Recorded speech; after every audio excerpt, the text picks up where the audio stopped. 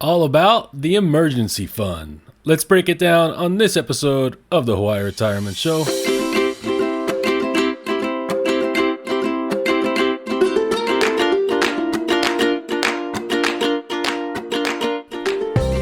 All right, and welcome everyone. Thanks for tuning in to another episode of the Hawaii Retirement Show. Today we're going to be talking about the emergency fund, breaking down the who's, what's, and where's of the emergency fund. The emergency fund is just a term for savings that you keep tucked away to cover any unanticipated, unexpected expenses. Typically, what we see is a rule of thumb of 3 to 6 months of your total expenses, right? So you kind of calculate, okay, what are all my bills? What are all my planned expenses for the month?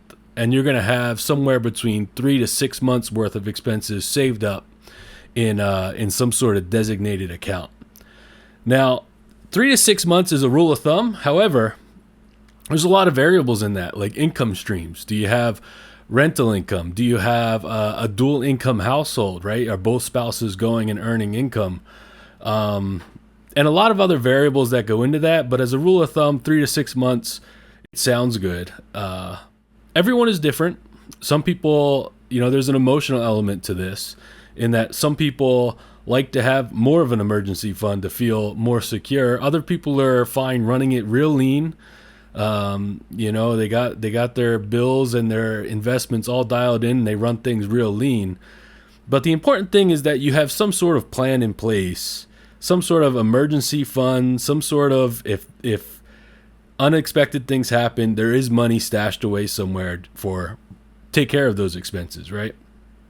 What I've noticed is people in retirement especially like to have more on hand, right? Because while you're working, you're used to having those steady paychecks come in. The money comes in every month. Once you retire, that income stream tends to stop. Now, you still have, there's pensions and Social Security, but your ability to use human capital to earn more money, it's still there. You can return to work, but if you decide to retire and you plan on not working anymore, that human capital ability to provide more income goes away. And so what I find is that, there's some sort of psychological shift that takes place where a lot of retirees having more cash on hand than maybe the rule of thumbs would suggest provides a lot of peace of mind, right? Because that's the whole purpose of this emergency fund, is to provide peace of mind, to have money set aside so that way there is peace of mind in case the sky falls down, right? One thing I want to touch on is where to hold your emergency fund, right? Obviously, the most common thing is probably just you go to your bank that you operate out of and you have a savings account, right? There are other ways, such as CDs and high yield savings accounts. Now, you could even say a brokerage account because it does provide the liquidity that if you had to sell, you could. But it all depends on what this money is earmarked for. Now, when I say CDs, a lot of people know that there's terms to these CDs, right? There's, typically you have like a 3 month, 6 month, 1 year, 2 year, 5 year. But the nice thing is with these CDs, if in the event of emergency you had to withdraw the money, most of the times the penalty is not on your principal that you put in. The penalty that you'll pay is purely on the interest that you've accrued, right? So I don't recommend that necessarily, but CDs provide a little more liquidity than most understand. There's some people who believe once they're locked in, but you can cancel that CD. It's just you're going to pay some form of penalty on the interest you've accrued. So what I want to get to on that is high yield savings accounts. Now, high yield savings accounts right now, given the current interest rate environment, are a no-brainer, right? You're seeing some high yield savings accounts hovering around that 5%. I know the Fed is cutting rates as we speak, so you're going to see some of that drop.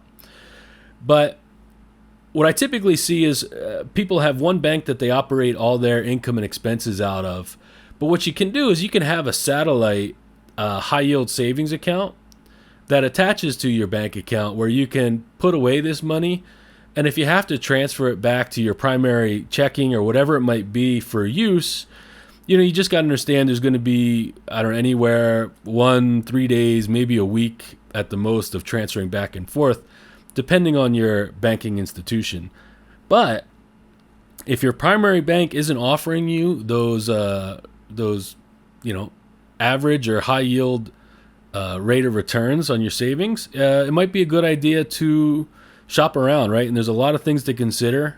You want to go with a trusted institution, somebody who's, FDIC insured, amongst other things. So do your due diligence, but it might be a good idea to look around. Okay, so next thing I want to talk about is if you don't currently have an emergency fund, there's a couple ways to go about accumulating one. And what I don't recommend is kind of like a crash diet, is just dumping whatever money you see laying around into one right now.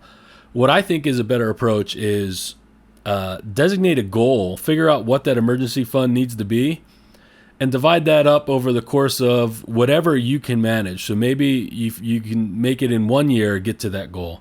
Maybe it's really hard for you to save right now at this point in life, so maybe you put it at 3 years, right? So over 36 months in that 3 years, what do I need to put away into this account so I can get to that goal? But the main thing is figure out what that number is and start to incrementally save, get a process in place that allows you to get there.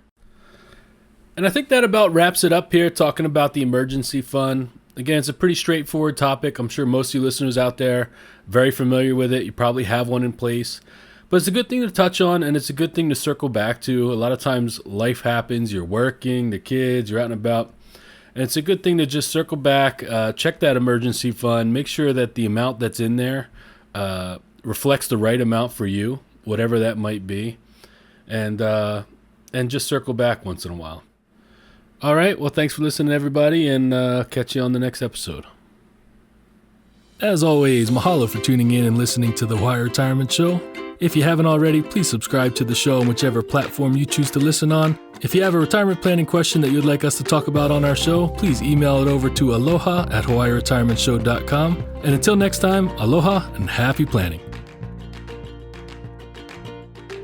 The opinions and statements presented on this show are for general information only and are not intended to provide specific advice or recommendations. Never make any investment or financial decisions based on information offered on this show without first consulting your financial, legal, or tax advisor. All economic and performance information mentioned on the show is historical in nature and is not indicative of any future results. All indices mentioned on this show are unmanaged and cannot be invested in directly. All information is believed to be from reliable sources. However, we make no representation as to its completeness or accuracy. Lastly, all opinions expressed by Jason Cutitta and any guests on the show are solely their own opinions and do not reflect the opinions of or are endorsed by ToBA Financial.